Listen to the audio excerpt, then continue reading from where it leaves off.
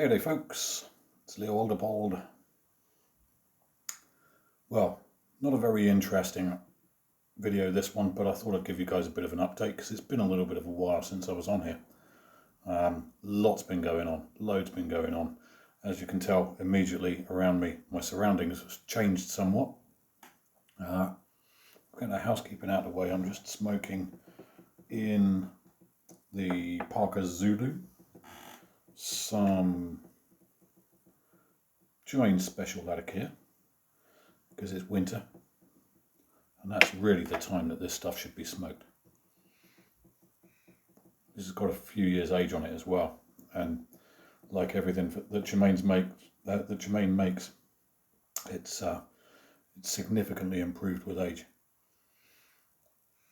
I'm also drinking, cheers, Tamnavulin double cask, fine single malt scotch, because why the hell not?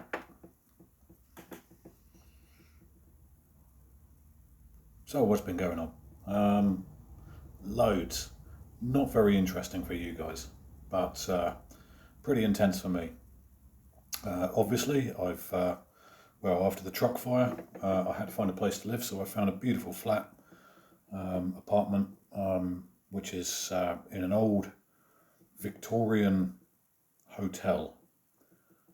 Brilliant building. It kind of reminds me a little bit of the hotel from The Shining. And there's only another couple of people in the building, so it's pretty cool. It's out in the middle of nowhere, pretty much. Direct across the road from me here, there's an old train station that's defunct now. It was closed down many years ago, but it's still a very pretty picture when you see it from the other side of the railway.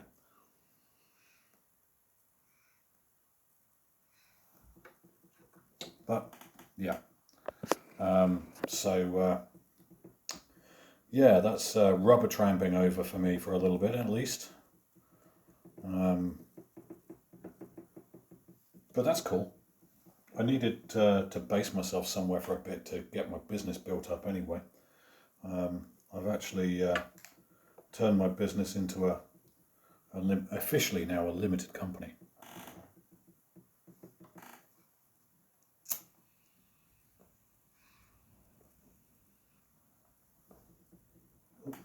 Fair bit of ash in there now. Let's just dump that out.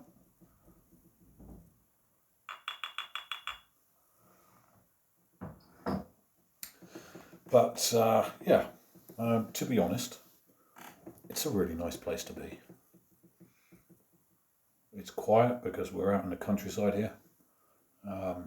The apartment's fantastic, really nice, as you can see. High ceilings. Got a lot of white space on the walls, but got a few things coming to fill up the walls with nice pictures and things like that, and make it a bit more homely. But as far as coming off the road and moving into a place static for a while, I actually think I've landed pretty much on my feet, which, to be honest, I frequently do. So, not complaining at all.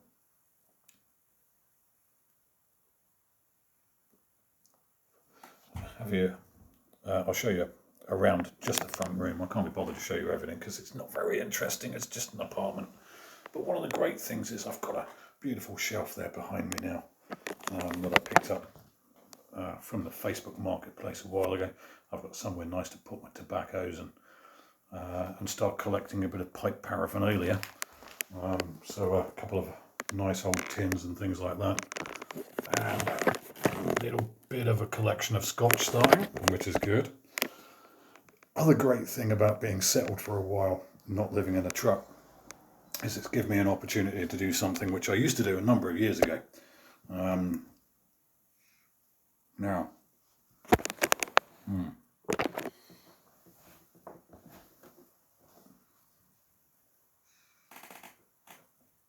Ever since I was a kid, I was a chronic arachnophobe. Absolutely ridiculous phobia. inherited from my mother. Just one of those things that you kind of pick up through osmosis as a child, you know. But many years ago, in an effort to kind of get over this phobia I have of spiders, I started to keep tarantulas. And I found it really worked. I actually found that the more I started studying them, the more fascinating they became, and the more the fear and that phobia diminished. So I've started to keep them again, which is great. So next to my pipe collection and everything else, I'm not going to get any of them out to show you, but I've got about 10 species there now, I think. And most of them are babies. Most of them are in these little pots here. Got a couple of juveniles in the bigger ones. But it's one of those things that gives me great joy. I find them absolutely fascinating creatures. And it's kind of like, especially when you get them when they're small, they can take many years to grow. It's kind of like growing houseplants, albeit 8-legged bitey ones.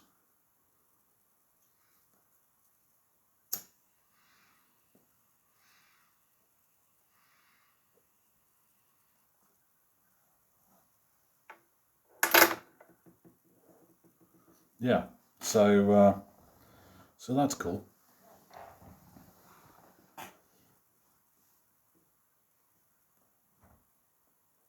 Oh, that's some good tobacco. That's some good tobacco. Timber Drifter. Incidentally, I've had a tin of this stuff for a while with your name on it.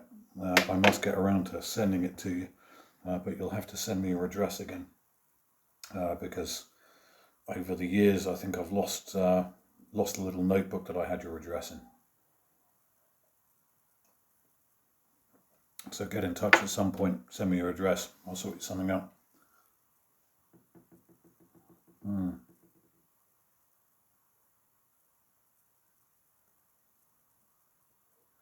But yeah, so there we go, we're on the run up to Christmas. It's been a pretty turbulent month or two since I was last on here. Lots happened, but it's going good, it's going very well. Business slowly growing, slowly. But actually being settled and stable somewhere is going to give me the opportunity to build my client base the way that I need to, so that's good. I mean, I have a fairly happy-go-lucky attitude anyway. I tend to adapt pretty well to wherever I am. And you know what, actually it's really nice to have a place of my own, not have to worry about breaking down, being on somebody else's property, whatever else. So for the time being, this will suit me just fine. The insurance company for the truck are being a pain in the ass. So they voided my policy, as they said I was using my truck for work at the time, which I wasn't. Especially because my work is predominantly desk-based. But yeah, and I was also 50 miles away from my nearest client. So I'm going through the mill with them at the moment, trying to get them to cough up the money to pay for the, cough up what they owe me, what I pay insurance for. But like all capitalists, they're very quick to take the money off you, but not too quick to give it you back. So I'm going through a motion with them at the moment.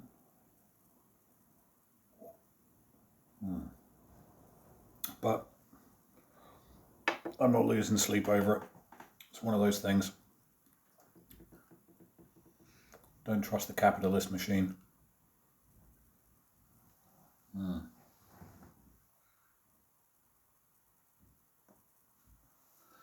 That on the wall behind me is the one mask I brought back from Papua New Guinea. I'm really gutted because I had a beautiful one. It was really big, really big. I paid about 100 kina for it, which in Papua New Guinean terms is a lot of money. It's about £25 sterling, something like that, or was at the time. Beautiful big mask, massive, really bright and colourful, from the Sepik region.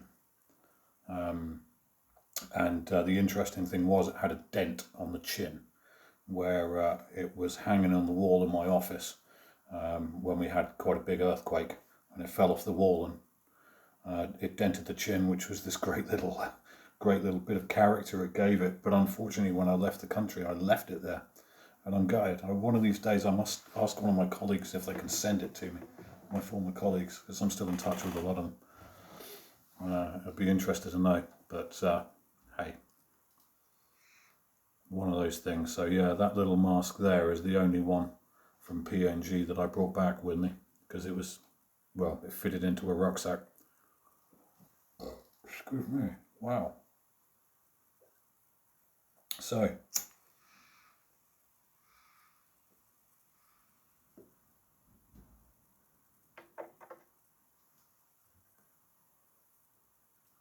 that's pretty much it from me at the minute. Thought I'd just bring you a little bit of an update. As I say, not particularly interesting, but I figured I owed you guys a little bit of a drop in, say hello, tell you what I'm up to. I'm actually, where I'm at the moment is a really beautiful part of the country, and just recently I was down exploring a path on the coast, which is called the Undercliff, which is a fantastic part of the country. It's a site of special scientific interest, and it's a woodland basically on a sea cliff that overlooks the English Channel. Very, very unique habitat.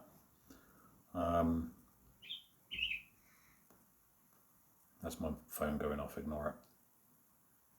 So I've had a bit of a walk down there. I'll take you down there one of these days. Last time I went, there's not a great deal to see because it's winter, so there's nothing on the trees, but it's got a stunted forest. It's all, kind of that high. Quite a unique place, really beautiful part of the country. A lot of interesting stuff around here as well. So I see myself being here for a year or so at least, I reckon now.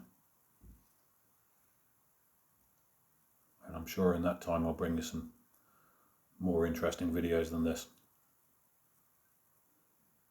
But that's where I'm at and what I'm up to right now. I will catch up with you guys again in due course.